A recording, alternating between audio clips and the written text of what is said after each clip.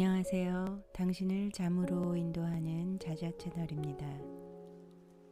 오늘은 이계정 선생님의 치유의 영화관 파트 3 마음챙김 중 처음 만나는 자유 읽어드리겠습니다.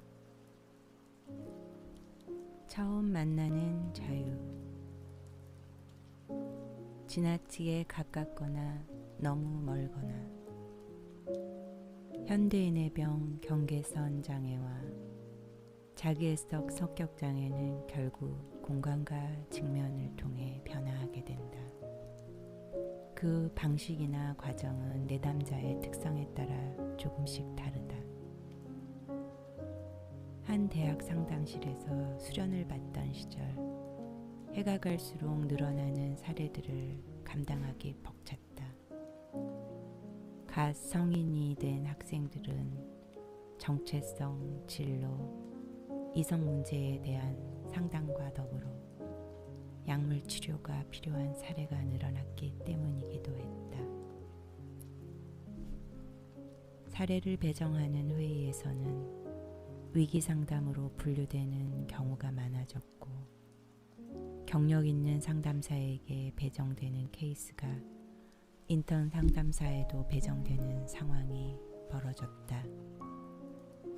수련을 마치고 출산으로 1년 정도 쉰 후 다시 학교 현장으로 돌아갔을 때 내가 맡은 상담의 대부분은 성격 문제로 장기 상담이 필요한 사례들이었다. 한국이 OECD 국가 중 자살률 1위라는 것은 결코 과장된 이야기가 아니다. 겹겹이 쌓인 상처들로 갇힌 그녀들, 가혹한 현실과의 싸움. 한국에서 처음 만나는 자유라는 제목으로 2000년에 개봉한 영화는 실제 정신병원에서 2년간 생활했던 작가의 자서전을 영화화한 작품이다. 열정적인 여배우 위노나 라이더가 직접 제작에 참여했고, 안젤리나 졸리는 이 작품으로 아카데미 여우 조연상을 받기도 했다. 영화 속 주인공인 수잔나, 위노나 라이더 부는 수면제 과다 복용으로 응급실에 실려갔다가 자살 미수로 정신병동에 입원하고 그곳에서 다양한 증상을 호소하는 또래의 여성들을 만나게 된다. 리사, 안젤리나 졸리 부는 그들의 리더다. 클레이 무어라는 정신병동 안에서 지켜야 하는 규율들에 저항하며 끈끈해진 이들은 또 다른 작은 사회를 만들어간다. 크고 작은 사건을 통해 각자의 아픔이 드러나고 한 소녀의 죽음을 계기로 수잔나는 자신의 고통스러운 감정과 만나게 된다. 곁에서 가만히 그녀의 아픔에 공감하는 간호사를 통해 그녀는 자신의 문제에 직면할 용기를 얻게 되고 심리치료에 적극적으로 참여하면서 아주 조금씩 변화하기 시작한다. 어떤 이들은 우리말 제목이 영화의 이미지를 깎아내렸다고 하지만 작품의 주제를 매우 정확히 짚어냈다는 생각이 든다.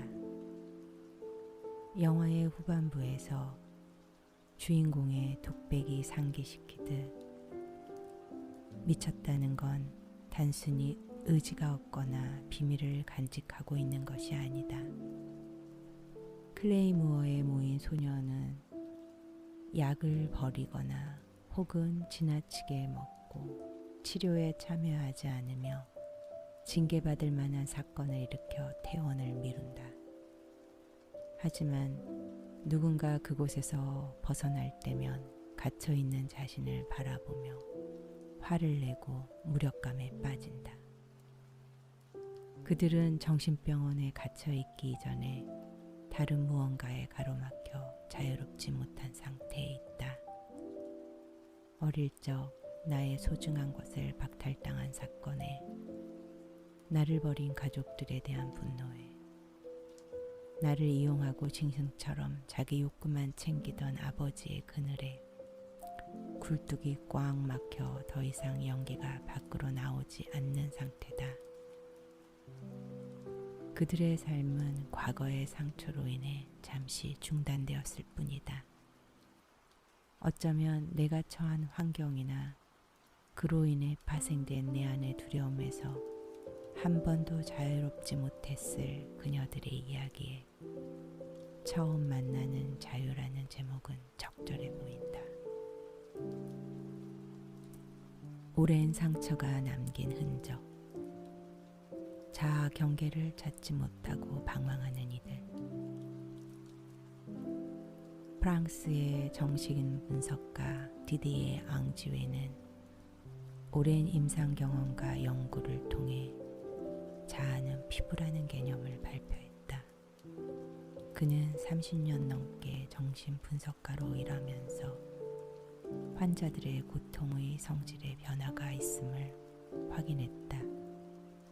즉, 히스테리 신경증이나 강박증 등 억압된 욕구로 인해 특정 상황에 대한 부정응을 주로 이루었던 프로이트 시대와는 달리 과반수 이상이 경계선 장애 혹은 자기애성 성격 장애와 관련된 환자들이라는 것이다. 경계선 장애 환자는 심리적 자아와 신체적 자아, 현실의 자아와 이상적 자아, 자기에게 소속된 것과 타인에게 소속된 것 사이의 경계들을 확신하지 못하고 이러한 경계들이 심한 우울증과 함께 급작스럽게 변동되는 것처럼 느끼기도 한다. 또한 성감대를 다른 신체 부위와 구분하지 못하거나 기분 좋은 경험과 고통스러운 경험, 그것들을 혼돈하며 자신이 느끼는 감정이나 욕구를 잘 식별하지 못한다.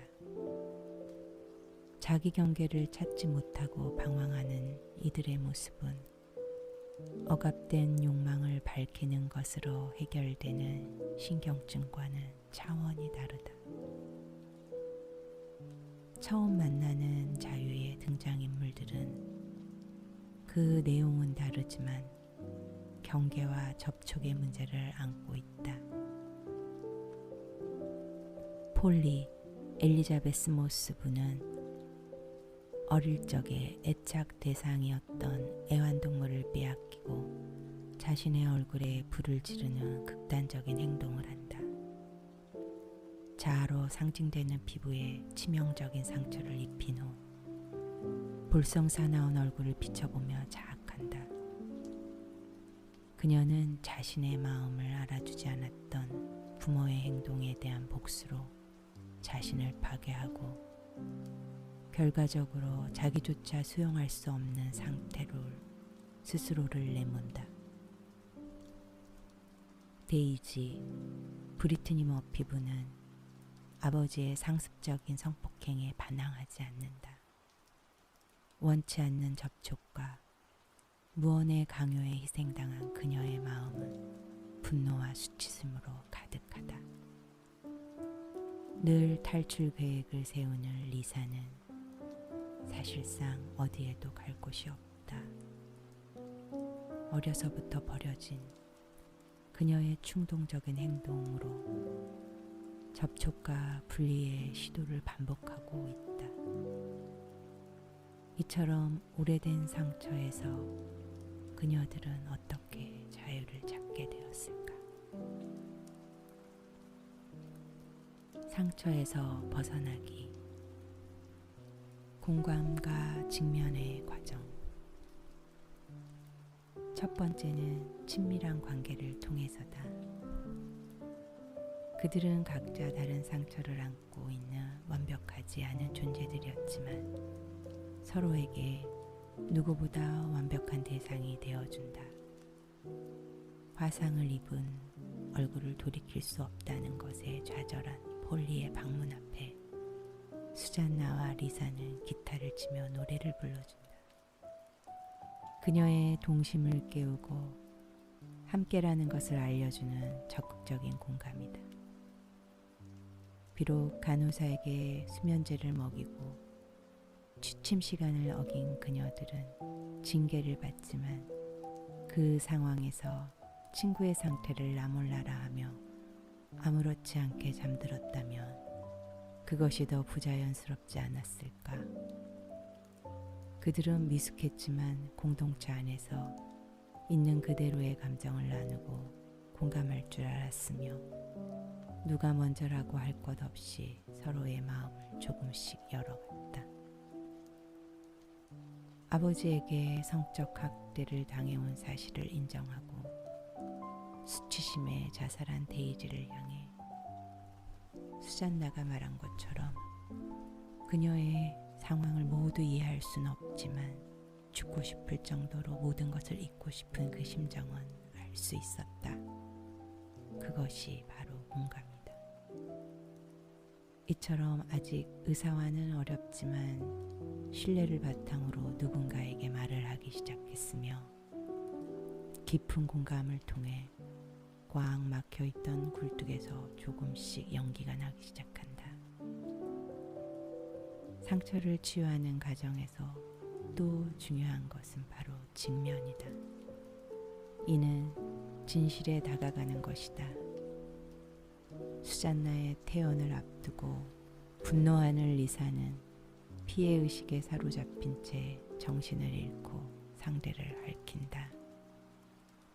도망치던 수잔나는 리사를 바라보며 소리친다. 너는 이미 죽었다고.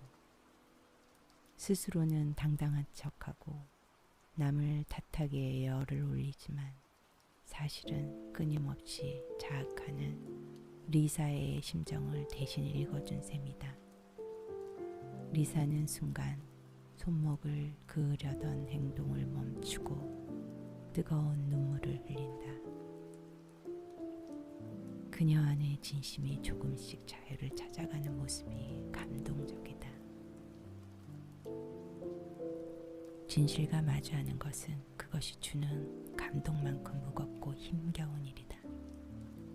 하지만 피하지 않고 바라볼 때 우리는 다른 사람의 삶이 아닌 나의 삶을 나의 취향대로 살 수 있다. 앞서 디디에 앙주에가 언급한 현대인의 병, 경계선 장애와 자기애성 성격 장애는 결국 공간과 직면을 통해 변화하게 된다. 물론 그 방식이나 과정은 내담자의 특성에 따라 조금씩 다르다.